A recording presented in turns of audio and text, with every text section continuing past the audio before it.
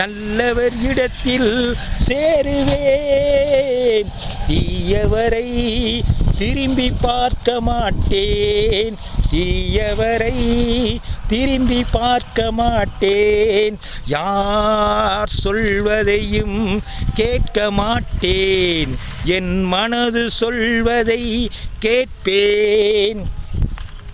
சத்தியம் என்ற கொடியை பறக்க விடுவேன், சத்தியம் என்ற கொடியை பறக்க விடுவேன், தர்மம் என்ற வாழ்க்கை வாழ்வேன், தர்மம் என்ற வாழ்க்கை வாழ்வேன்.